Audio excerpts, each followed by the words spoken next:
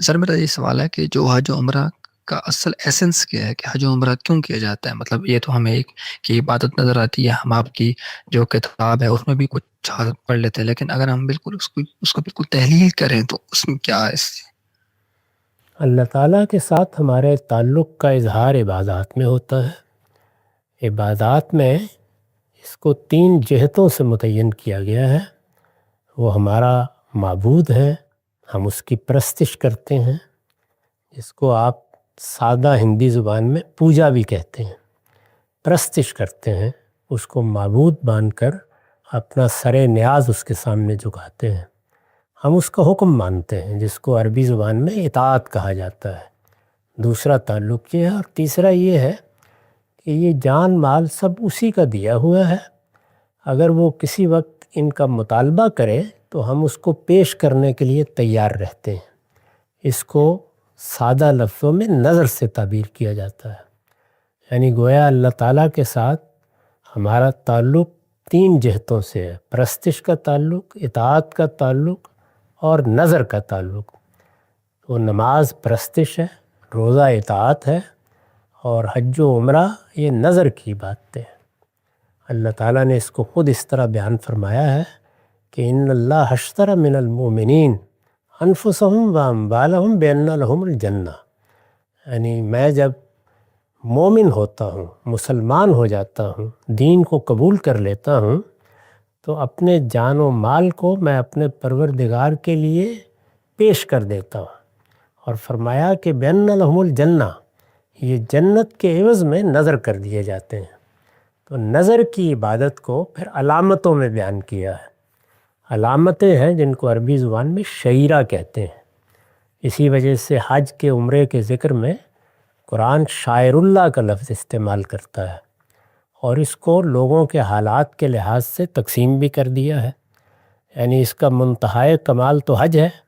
حج میں آپ اپنے آپ کو اپنے پروردگار کے لیے پیش کر دیتے ہیں، لبیک اللہم لبیک کہتے ہوئے، میں حاضر ہوں پروردگار، جان بھی حاضر ہے، مال بھی حاضر ہے۔ آپ پیش ہو جاتے ہیں، اور پھر ایک مجاہد کی طرح آپ مختلف مراحل سے گزرتے ہیں، اور شیطان کے خلاف اعلان جنگ کر کے آپ قربانی پیش کر کے واپس آ جاتے ہیں۔ یہاں ایک عبادت کو بالکل آخری صورت دی گئی ہے۔ جو لوگ اس کا تحمل نہ کر سکیں، اس کی استطاعت نہ رکھتے ہوں، انہی خاص دنوں میں جانا ان کے لیے ممکن نہ ہو، وہ عمرہ کر لیں۔ تو عمرے میں اسی کو ایک لحاظ سے مختصر کر دیا گیا ہے، اسی عبادت کو، وہی نظر کی عبادت ہے، اس کو مختصر کر دیا گیا ہے۔ جو لوگ عمرے کے لیے بھی استطاعت نہ رکھیں، ان کے لیے پھر عید الاضحیٰ کی قربانی ہے۔ اور جو قربانی کے لیے بھی رقم نہیں رکھتے، پیسے نہیں رکھتے، ان کے لیے ممکن نہیں ہے، ان کو حضور نے فرمایا کہ وہ یکم ذوالحج سے اپنے ناخن نہ تراشیں، اپنے بال نہ کاٹیں، اور جب عید کی نماز پڑھ کے آئیں تو کاٹ لیں۔ یہ تمام الاضحیہ ہے، یہی پوری قربانی ہے۔ تو یہ چاروں صورتوں میں نظر کی عبادت ہے۔ یہ میں اپنے آپ کو اپنے پروردگار کی نظر کر رہا ہوں، یہ اس کی حقیقت ہے۔ قربانی اور حج یہ سنت ابراہیم آپ کے تصور میں تو ہیں، لیکن جو عرف میں ہے کہ اس کے پیچھے کسی واقعے کو منسوب کرتے ہیں کہ قربانی ابراہیم علیہ السلام نے کی تو اس سے چل پڑی، اور جو صحیح کرتے ہیں صفا مروہ کی اس سے چل پڑی صحیح۔ یہ ایسے ہی ہے کہ انبیاء کرام نے اس کو سنت بنا کے اللہ کی مشیت سے جاری کیا ہے؟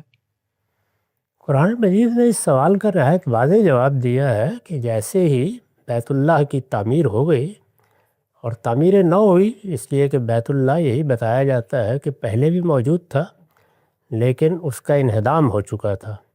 سیدنا ابراہیم نے اس کی بنیادیں اٹھائیں، اپنے بیٹے کو ساتھ لیا۔ جب اس کی تعمیر مکمل ہو گئی تو پھر انہوں نے اللہ تعالیٰ سے دعا کی، ارنا مناسکنا، یعنی اب اس گھر کی عبادت کے لیے ہم کو آنا ہے۔ اللہ تعالیٰ کی عبادت کے وہ کیا طریقے ہوں گے جو ہم نے یہاں اختیار کرنے، ان کو مناسک کے لفظ سے تعبیر کیا ہے۔ تو اللہ تعالیٰ کی طرف سے پھر رویا میں ان کو وہ دکھا دیے گئے، اور وہ مناسک ہیں جو ہم ادا کرتے ہیں۔ اس کی نوعیت یہ ہے، یعنی سیدنا ابراہیم کے بعد یہ مناسک باقاعدہ جاری کیے گئے۔ ان کی تعلیم خود اللہ تعالیٰ نے دی، اور میں بارہا واضح کر چکا ہوں کہ یہ مناسک کیا ہیں، یہ شاعر اللہ ہے، یعنی اللہ تعالیٰ کے حضور میں اپنی جان نظر کر دینے کی علامتیں ہیں، علامتی اظہار ہے، سمبولک ایکسپریشن ہے اس کو میری کتاب میزان سے آپ سمجھ لیجئے، اس میں ایک ایک جز کو الگ کر کے بتایا گیا ہے کہ وہ کس چیز کا سمبل یا کس چیز کی علامت ہے۔ تو حج و عمرے کے باب میں آپ ان کو دیکھ سکتے ہیں۔ صحیح تعبیر یہ ہے، باقی بہت سی چیزیں روایات کی صورت میں، قصے کہانیوں کی صورت میں مشہور ہو جاتی ہیں۔